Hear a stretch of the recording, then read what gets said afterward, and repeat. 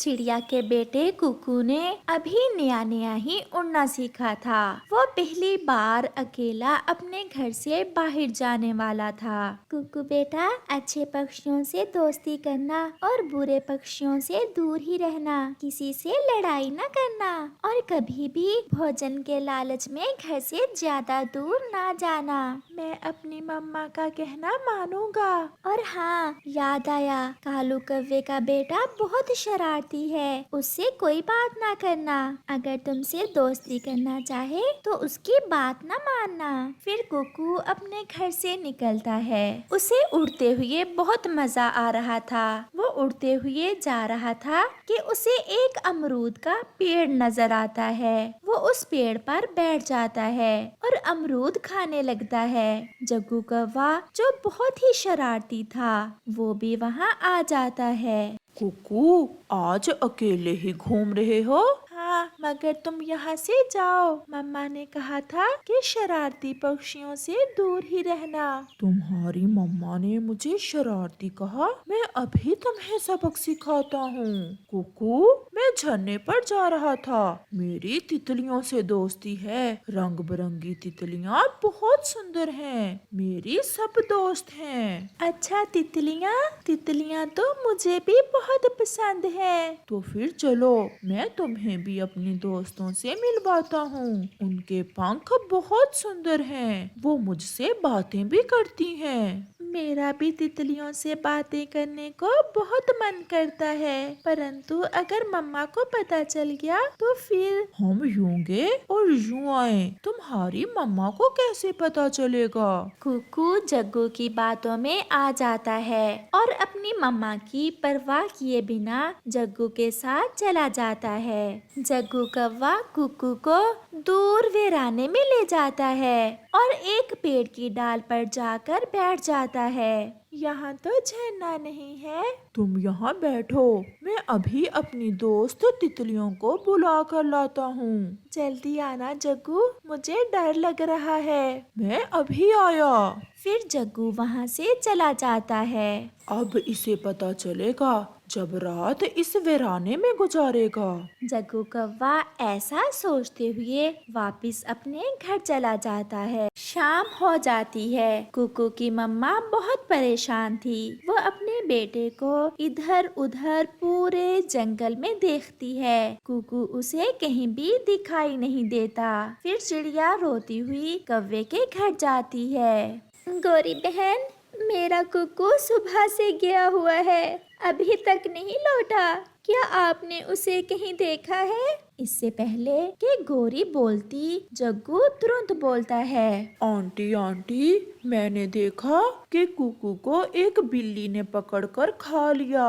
मैंने बिल्ली को भगाने की बड़ी कोशिश की, परंतु वो बिल्ली इतनी मोटी ताजी थी कि भागी ही नहीं। ये सुनकर चिड़िया और भी रोने लग जाती है। कुकू, मेरे बेटे, मैंने क्यों आपको घर से बाहर भेजा? अगर मुझे पता होता तो मैं आपके साथ ही जाती। चिड़िया ऐसे रोते हुए घर वापस चली जाती है। मम्मा, मम्मा, कुकू को तो मैं आज वीराने में छोड़ आया था। वहाँ उसे सच में किसी बिल्ली ने खा लिया होगा। बेटा, तुमने ऐसी शरारत क्यों की? मम्मा, कुकू बता रहा था कि उसकी मम्मा ने उसे मुझसे बात करने से मना किया है। बस इसी बात पर मुझे गुस्सा आ गया। अच्छा, अब चुप कर जाओ और किसी को बताना ना कि तुम उसे वीराने में छोड़कर आए हो। रात को वीराने में बैठा कुकू रो रहा था। मम्मा, मुझे माफ कर दें। मैंने आपकी बात ना मानकर बहुत बड़ी गलती की। जग्गू मुझे झूठ बोलकर यहाँ छोड़ गया है। मुझे तो घर के रास्ते का भी पता नहीं है। मैं कहाँ जाऊँ? मैं क्या करूँ?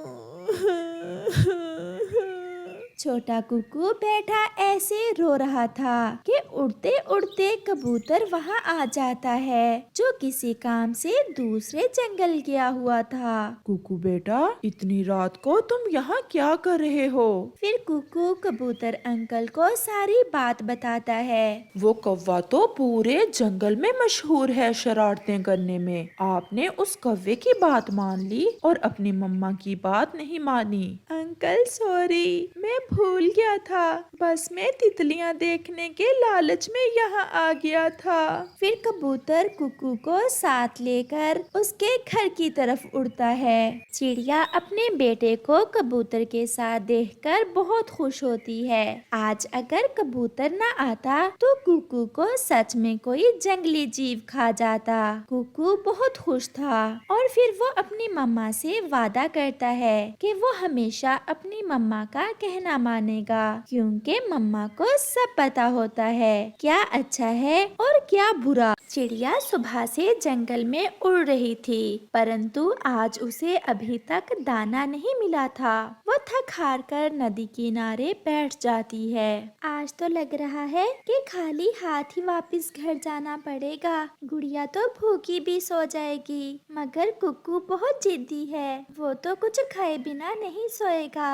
अब मैं क्या करूं? चिड़िया बैठी ऐसे खुद से बातें कर रही थी कि उसकी नजर नदी के पानी पर जाती है। वहाँ एक ताज़ा तरबूज पानी में तैरता हुआ उसकी दिशा में ही आ रहा था, जिसे देख चिड़िया बहुत खुश हो जाती है। चिड़िया वो तरबूज पानी से निकालती है और अपने घर की तरफ उड़ती है। सरप्राइज! देखें तो आज मैं अपने बच्चों के लिए क्या लाई हूँ। तरबूज, तरबूज। मम्मा, ये मेरा है, ये मेरा है। नहीं, मैं भी लूंगी। कुकू बेटा, ये तरबूज बहुत बड़ा है। इसे खाकर आप दोनों बहन भाई का पेट भर जाएगा। मम्मा, मुझे ज्यादा देना, मैं बड़ा हूँ। अच्छा अच्छा बेटा कुकू, आप ज्यादा ही ले लेना। फिर मम्मा चिड़िया रसोई से तेज चाकू लेकर अपने दोनों बच्चों को वो तरबूज काट कर दे देती है।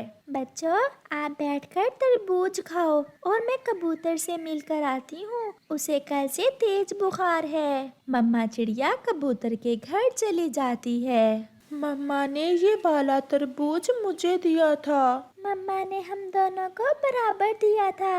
मैं अपना हिस्सा तुम्हें नहीं दूंगी। मैंने मम्मा को बताया था, मैं बड़ा हूँ, मैं ज्यादा लूँगा। दोनों बहन भाई में इस बात पर लड़ाई शुरू हो जाती है। कुकू तो कुछ ज्यादा ही गुस्से वाला था। वो गुस्से में पास में पड़ा चाकू उठाकर गुड़िया को डराने की कोशिश करता है कि चाकू गुड़िया के पंख पर लग जाता है और गुड़िया के पंख से खून निकलना शुरू हो जाता है। मम्मा, मम्मा, कुकू भाई ने मेरे चाकू मार दिया।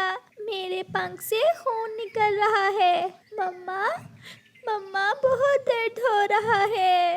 ये सब देख तो कुकू भी बहुत डर जाता है। बहना, मुझे माफ कर दो प्लीज। बहना, मैंने जानबूझकर थोड़ा मारा है, मैं तो बस आपको डरा रहा था। गुड़िया रोए जा रही थी और कुकू अपनी बहन को चुप करवा रहा था। मैं कपड़ा बांध देता हूँ अपनी बहन के, मेरी बहन जल्दी ही ठीक हो जाएगी। गुड़िया, आप मेरे हिस्से का तरबूज भी खा लो। सच, मैं सच कह रहा हूँ। नहीं, मेरे पंख में बहुत दर्द हो रहा है। मुझे मम्मा के पास जाना है। गुड़िया, प्लीज मम्मा को ना बताना, वरना मम्मा मुझे बहुत मारेंगी। फिर कुकू गुड़िया के पंख पर एक कपड़ा बांध देता है। गुड़िया बहन, ये मेरा 1 रुपया भी आप रख ले। मैं अपनी हर स्वादिष्ट चीज आपको दे दिया करूँगा। प्लीज मम्मा को ना बताना। ऐसे ही उनकी मम्मा भी घर आ जाती है। गुड़िया चुप होकर बैठ जाती है। तरबूज खा लिया मेरे बच्चों ने? अरे ये क्या, तरबूज तो ऐसे ही पड़ा है। मम्मा वो ऐसा है कि गुड़िया, मेरी बच्ची, आपके पंख से तो खून बह रहा है। क्या हुआ गुड़िया? आपके पंख पर चोट कैसे आई? थोड़ी देर तो गुड़िया चुप रहती है, फिर जोर जोर से रोने लग जाती है। मम्मा, मम्मा, भाई ने तरबूज छीनते हुए मेरे चाकू मार दिया। गुड़िया रोते हुए अपनी मम्मा को बताती है। अब जल्दी चलो, चलो बेटा, ये तो बहुत गहरा जख्म है, हमें बुलबुल दी के पास जाना होगा। अगर खून ना रुका तो कुछ भी हो सकता है। तुम्हें तो मैं आकर देखती हूँ।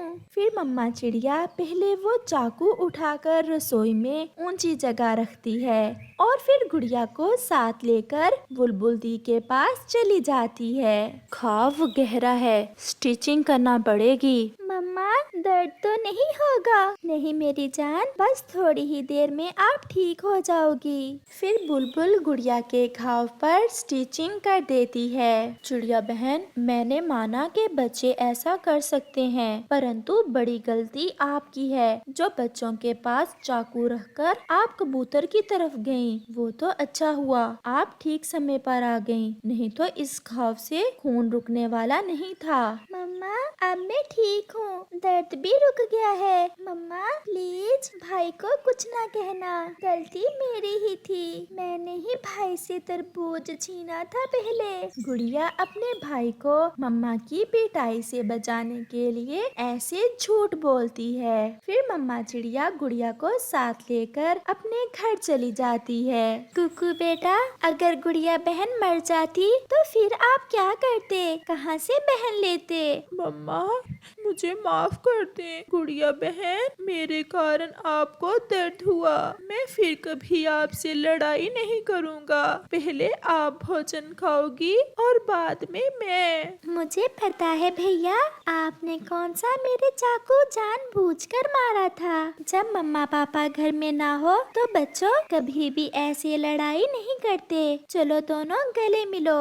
ऐसे कुकू और गुड़िया फिर कभी लड़ाई ना करने का वादा करते हैं। प्यारे दोस्तों, अपने घर में बच्चों के पास कोई भी खतरनाक या तेज धार वाली चीज ना रखें, क्योंकि बच्चे तो बच्चे होते हैं, उन्हें कुछ पता नहीं होता। आपका धन्यवाद।